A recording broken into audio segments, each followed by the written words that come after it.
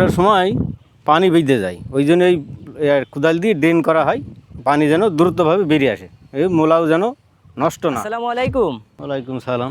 ভাই কেমন আছেন? ভালো আছি, আপনারা কেমন আছেন? আলহামদুলিল্লাহ, আল্লাহর অশেষ রহমতে অনেক ভালো আছি।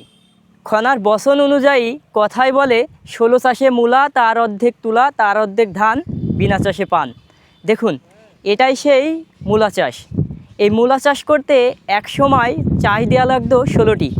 এখন সময়ের সঙ্গে সঙ্গে কৃষকও আপডেট হয়ে গেছে।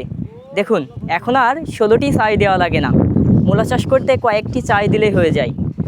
এক সময় এখানে আপনার মূলার বীজ বুনেছিল, ঘুঘু পাখিতে সব বীজ খেয়ে নেয়, এবং এভাবে টেনে দেওয়ার মূল কারণ হচ্ছে বীজ ধরে দেওয়া।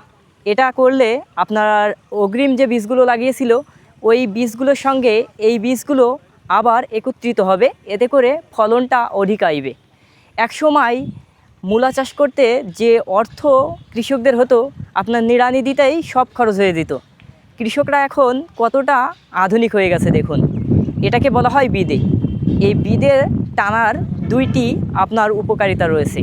প্রথম উপকারিতা হচ্ছে আপনার জমিতে ঘাস অধিক পরিমাণ হলে সেগুলো দমন হয়ে যাবে এবং ঘাসের পরিমাণটা অনেক বেশি কমে যাবে। এখানে দুইটি জিনিস টানা হচ্ছে, একটি হচ্ছে বিদে, অপরটি হচ্ছে দেখতে পাচ্ছেন এটা হচ্ছে আপনার টাঙ্গি। এই টাঙ্গির সাহায্যে আপনার বীজগুলো দমন করা যায়, দ্বিতীয়ত ধরে দেওয়া বীজগুলো আবার জমিতে বের হয়ে যাবে। কারণ আগে বোনা হয়েছিল, বোনার পরে আমরা ওই মাটি দিয়ে চাপা দেওয়া হয়নি, আমাদের মানে ঢাকা হয়নি বীজটা, কবিতর ঘুঘু এসব খেয়ে মানে নষ্ট হয়ে গেল কিছু বীজ।